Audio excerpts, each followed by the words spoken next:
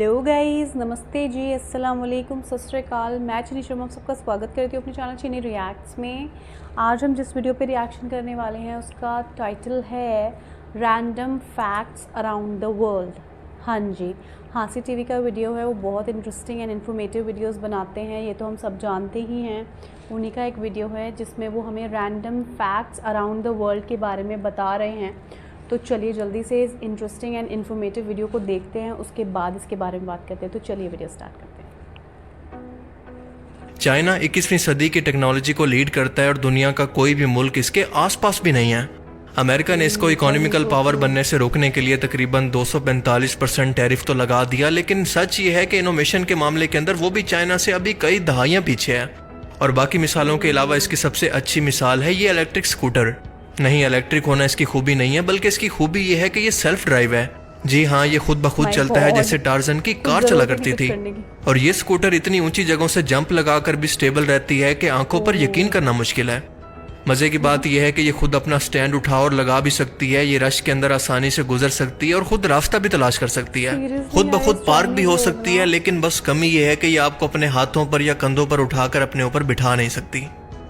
इस electric scooter को design किया है चाइना की मशहूर कंपनी Xiaomi ने और इसका नाम रखा है 9 इलेक्ट्रिक स्कूटर। और इसको खरीदने का मतलब यह है कि आपको स्कूटर की कीमत के अंदर एक पर्सनल ड्राइवर भी मिल सकता है। ये 65 किलोमीटर पर घंटा की स्पीड तक चल सकती है और इसको ऑर्डर देने के लिए बस आपको वॉइस कमांड देने की जरूरत है और इसके बाद ये आपके सारे काम खुद कर सकता है। पर इसको देखने के बाद मेरे माइंड में ये सवाल पैदा होता है कि अगर हर काम ये स्कूटर खुद से करेगा तो इस पर बैठने वाला इंसान क्या करेगा? भाई उसको फिर स्कूटर पर ही बेड लगा दो। इमेजिन करो कि अगर ये स्कूटर इंडिया और पाकिस्तान के अंदर इंपोर्ट हो जाए तो पाकिस्तान के अंदर तो कंफर्म है कि इसका मज़ार बनेगा और इंडिया के अंदर इसका नया गॉड अनलॉक हो जाएगा। बस इस स्कूटर का नुकसान ये है कि जिस दिन इसको आपकी कोई बात बुरी लग गई या फिर ये आपसे नाराज हो गया तो ये खुद ही घर छोड़कर चला जाएगा। सही बात। और ये भी मुमकिन है कि सफर के दौरान ये अचानक से कहीं और जगह मोड़कर आपको गंदे नाले के अंदर फेंक आए। और ये भी मुमकिन है कि अगर आपने इसकी किस्तें टाइम पर न दी तो ये आपको किसी भी रास्ते से डीलरशिप पर सीधा ले जाएगा और आप बेचारे बस यही बोलते रह जाओगे। चूना लगा दिया। खैर, क्या आप इस स्कूटर को खरीदना चाहेंगे और किसके लिए? मुझे कमेंट करके जरूर बताना। Amazing random facts around the world के सीजन 2 पार्ट 39 में खुशामदीद। एक ऐसी मुनफरिद वीडियो सीरीज जिसमें हम दुनिया और कायनात से मुतल्लिक ऐसी हैरत अंगेज और ऐसी इंटरेस्टिंग किस्म की फैक्ट्स जानते हैं जो कि आपने आज से पहले कभी ना सुनी हो, और इनके बारे में जानकर आप एक ही वर्ड बोलेंगे, अरे बेटा, इससे भी कोई नीच ख्याल हो तो मन में ना रखो, वो भी बता दो हमको। तो चलिए शुरू करते हैं आज का ये इंटरेस्टिंग एपिसोड।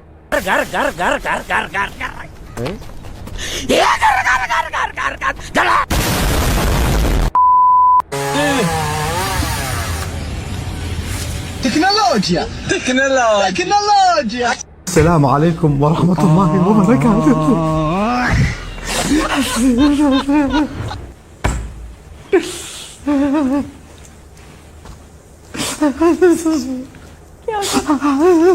इस सज्जन को क्या तकलीफ है भाई?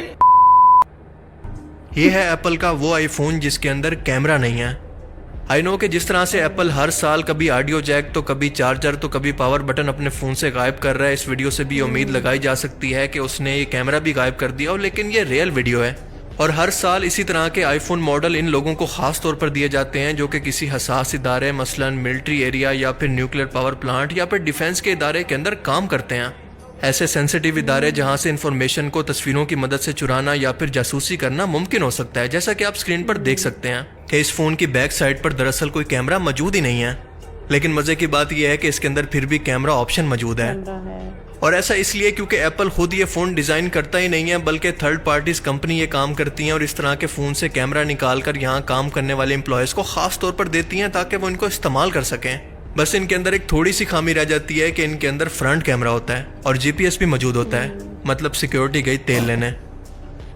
आई मीन कौन है ये लोग? कैसे कैसे लोग रहते हैं यार यहाँ पर। क्या आप जानते हैं कि अगर आपको दुनिया के सबसे लंबे पैदल रूट पर चलना पड़े, वो भी बिना रुके, तो ये रास्ता कितना लंबा और कहां कहां से होकर गुजरेगा? आपको ये जानकर हैरत होगी कि ये रास्ता 22,500 किलोमीटर लंबा होगा जो कि 17 मुल्कों से होकर गुजरेगा और इसे पार करने के लिए आपको तकरीबन 4 से 5 साल का टाइम चाहिए। और ये शुरू होता है अफ्रीकन कॉन्टिनेंट के मुल्क साउथ अफ्रीका के शहर केप टाउन से और रशिया के मगदान शहर के अंदर जाकर ये ख़त्म होता है। इतना लंबा रास्ता जिस पर हमारे पेरेंट्स के मुताबिक वो स्कूल जाया करते थे। लेकिन ज़रा सोचें कि अगर आपको ये रास्ता सिर्फ समंदर से तैर कर बिना किसी बोट के क्रॉस करना हो तो ये कितना लंबा होगा। आप इसको इस एनिमेशन से बेहतर तौर पर समझ सकते हैं क्योंकि ये रास्ता शुरू होता है पाकिस्तान से। यहाँ से पाकिस्तान से अगर आप एक सीधे लाइन के अंदर तैरते रहें तो अरेबियन सी को क्रॉस करते हुए आप अफ्रीका को क्रॉस करेंगे और इसके साथ साउथ साइड को क्रॉस करते हुए आप अटलांटिक ओशन के अंदर दाखिल हो जाएंगे और इसके बाद दुनिया के सबसे खतरनाक रास्ते ड्रेक पैसेज पर पहुंचेंगे जो कि साउथ अमेरिका के अंदर मौजूद है। और इसको क्रॉस करने के बाद आप रशिया यहाँ पर पहुंचेंगे बिल्कुल एक परफेक्ट सर्कल लाइन के अंदर जो कि पूरी दुनिया को कवर करती होगी। और ये सफर हैरत अंगेज तौर पर बनता है 32,186 किलोमीटर लंबा।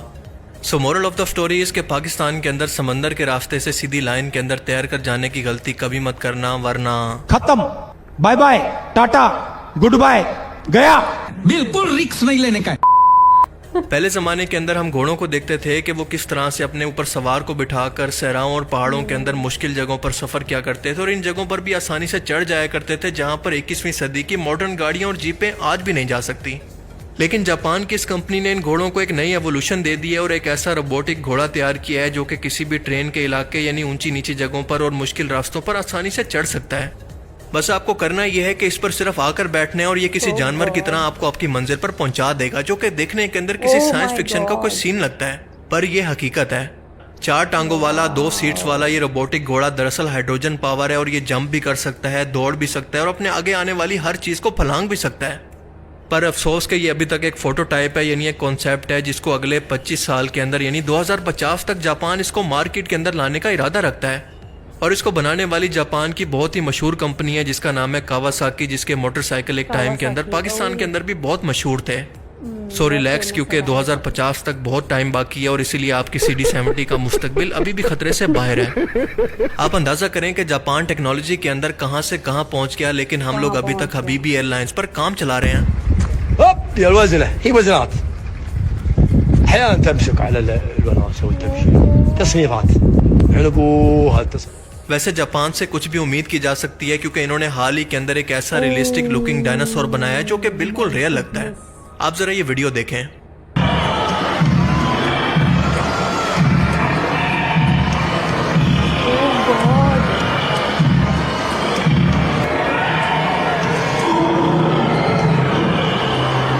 बड़े खतरनाक लोग हैं।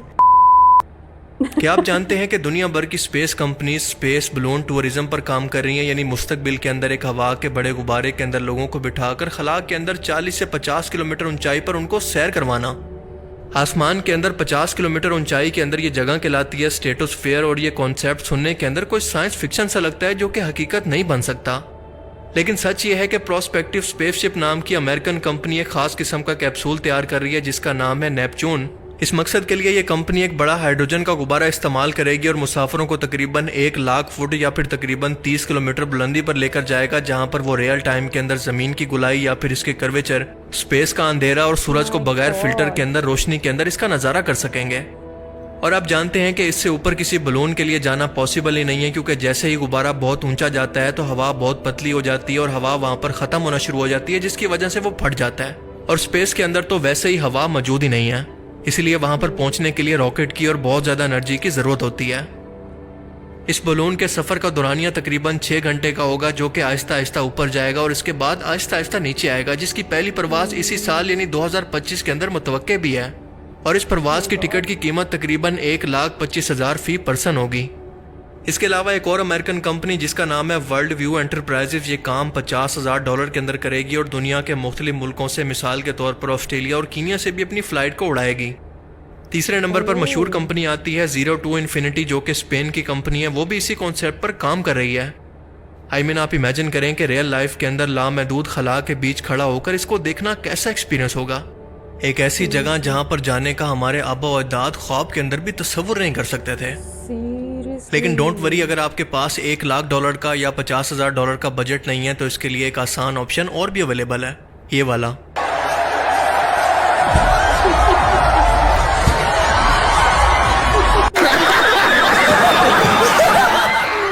अगर आपकी नज़र में कोई शख्स है जिसको आप इस तरह से खला के अंदर भेजना चाहते हैं तो उसको कमेंट सेक्शन के अंदर ज़रूर मेंशन करें।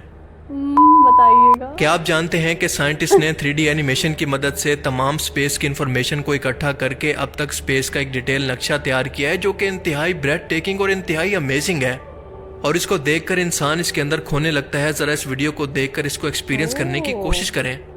अरबों खरबों गैलेक्सीज के बीच अकेले इंसान को अपनी हैसियत और अल्लाह की कुदरत का बेहतर तौर पर अंदाज़ा होता है, पर अफसोस कि ये बंदा इस खुदा की कुदरत को जानने की बजाय ज़मीन पर जाकर ये हरकतें करता है। यूपी के संभल जिले में एक अनोखी घटना सामने आई है, जहां एक विचित्र आकृति वाले आलू ने लोगों की आस्था को नया रूप दे दिया है। स्थानीय किसान को अपने खेत में खुदाई के दौरान ये आलू मिला, जिसकी असामान्य बनावट देखकर उसने इसे मंदिर के पुजारी को दिखाया। पुजारी शंकर लाल के अनुसार वहाँ का एक भक्त रोज आता है, किसान है वो, उसने कल मुझे बताया मेरे यहाँ एक आलू निकला है खुदाई में और आप उसको देखिए कुछ अजीब सा लग रहा है। तो मैंने कहा उसका फोटो भेज दो थोड़ी देर के लिए। जब उसने फोटो भेजा तो मुझे लगा कि भगवान श्री कल की जो अवतार लेने वाले हैं उन्होंने अपने दर्शन पहले ही दे दिए। तो आज के amazing random facts around the world की सीरीज में सिर्फ इतना ही। आपको इनमें से सबसे अमेजिंग फैक्ट्स कौन सी लगी और क्यों? अपनी कीमती राय का इजहार कमेंट सेक्शन में जरूर करें। And thanks for watching this video. Allah हाफिज। अल्लाह भाई ये तो शुरू होते ही खत्म हो गया यार। सीरियसली गाइस बहुत इंटरेस्टिंग वीडियो था और बहुत फ़नी भी था। सर ने बहुत अच्छे से इस वीडियो को बनाया है सीरियसली, और काफ़ी सारे random facts around the world हमें पता भी चले। ठीक है, बहुत सारी चीज़ों के बारे में मुझे पता ही नहीं था। सच में बहुत अच्छा वीडियो लगा मुझे, और वो स्कूटी तो मुझे बहुत अच्छी लगी। वो स्कूटी, वो बलून जो जाएगा हवा में, मतलब 1,25,000 होंगे आपके पास तो आप जा पाएंगे, अदरवाइज़ नहीं। मतलब वही ना कि वो जो बलून बाद में जो बताया था कि अगर आप वैसे नहीं जा सकते हो, इतना पैसा खर्च नहीं कर सकते, $50,000 $1,25,000, तो कोई बात नहीं, आप दूसरा ऑप्शन भी अपना सकते हैं। और उस तरह से आप किसको भेजना चाहते हैं आप लोग भी मुझे कमेंट सेक्शन में बताइएगा।